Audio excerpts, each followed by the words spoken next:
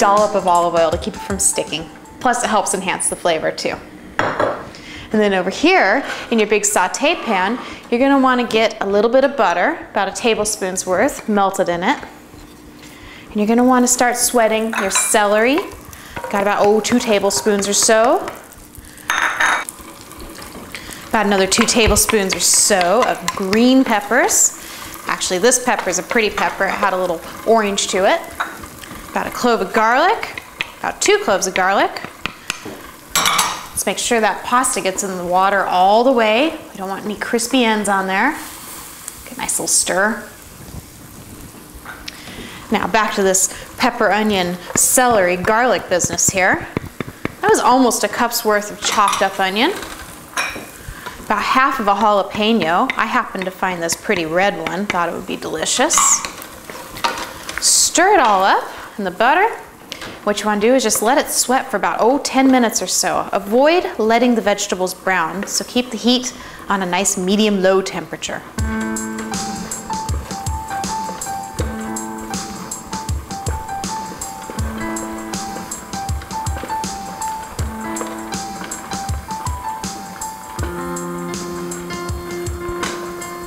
Well, this little sweated vegetable mix is looking amazing.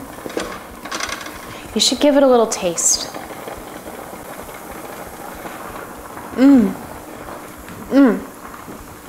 And just enjoy the buttery richness that the simplicity of the celery, the onions, and the 2 different types of peppers and garlic all sweated together make.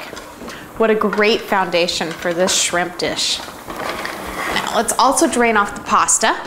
I'm going to drain it off into a colander here in the sink. Hit it with a little cool water to stop it from cooking any longer. Give it a little shake out. Return the hot noodles to the hot pan. And while I'm over here, I'm also going to grab the shrimp and the milk that I'm going to need to finish off this dish. About a half cup of milk and about 2/3 pound of shrimp that have been peeled, deveined. And now I'm going to add this other pan to my burner here. I'm going to put the milk in it, about a half cup of whole milk.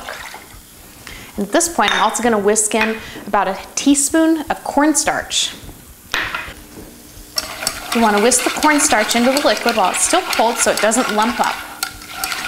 Now typically, Alfredos are made with a heavy cream. So you can think of this as a light Alfredo sauce. You're adding the cornstarch to thicken up the milk a little bit so that it emulates the texture that heavy cream provides in Alfredo. Keep the heat on medium-low and bring the milk to a simmer. Make sure you whisk it to avoid forming a little skin.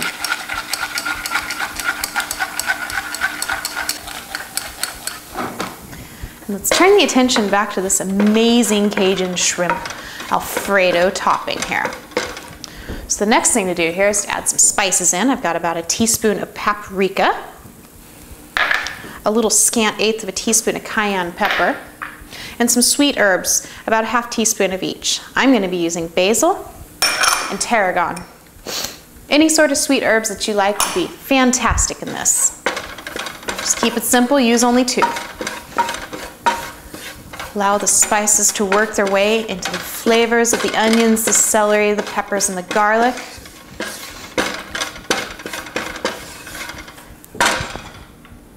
Hit it with a couple ounces of white wine.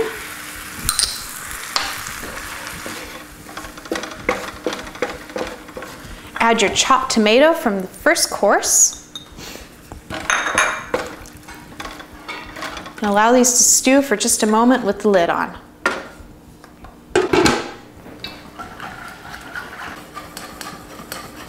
So the milk is thickening up nicely, and as the little bit of it is evaporating off, it's also concentrating it a bit. So that's great. I'm going to go ahead and add about a tablespoon of butter.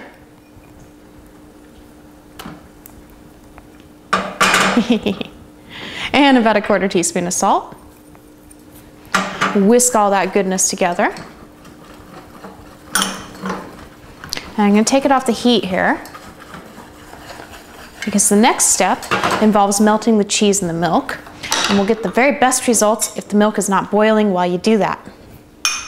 If the cheese gets too hot, it has a tendency to break and turn into an unpalatable texture. Just the heat of the milk should be enough to melt all your cheese. And by the way, that was about a half cup of grated Romano cheese.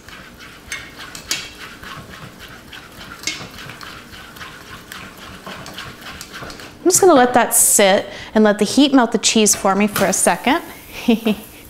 And come back over here to the main event. This is stewed together very nicely indeed. The rest of the time we're gonna cook without the lid on. I'm gonna add my shrimp and spread it out throughout the dish. And just cook it until it's just all turned pink and opaque.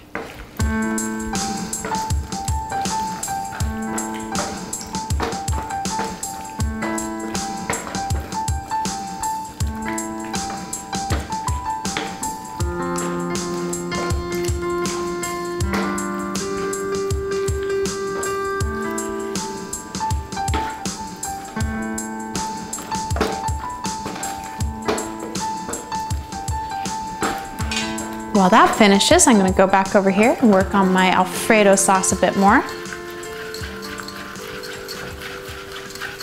I'm going to return it to my warm burner for just a moment to aid in melting the rest of the cheese. Definitely not enough to bring it up to a boil, just enough to add a little heat into the mix. So you're going to love the way the flavors play off each other. Creamy Alfredo sauce in the background and the subtly spicy, deeply flavored shrimp on top. It's gonna be a real winner of a romantic meal. Let's give this a little taste to make sure we've got all of our flavors balanced out in there. A nice consistency. I love me a good Alfredo sauce, and that one is killer. So now take the fettuccine and toss it in with the sauce. Get it all coated, get it all loved up. You want this to be a complete package before you put it on the plate.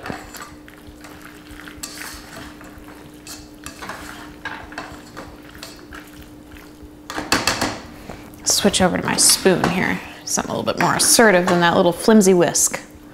There we go. There we go, that looks great right there. Turn my attention back to the shrimp. Looking for them all to be opaque and lightly pink. Just when they're all almost there at that opaque and lightly pink point, I'm gonna go ahead and love it up with a bit of Tabasco sauce, or you can use your favorite hot sauce, and some of that good old Cajun Creole seasoning. Add both of those ingredients to your tastes. Again, you're going to want to give it a little taste. Really, really tasty. And when you've got it seasoned to the point where you like it, you are ready to plate.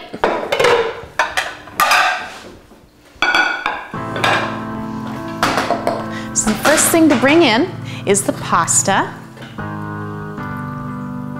Nice little amount of the lovely cheesy fettuccine. Beautiful white Alfredo sauce on top.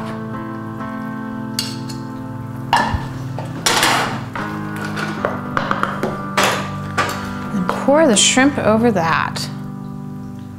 Hit it right in the middle. Let them cascade down the side a little bit.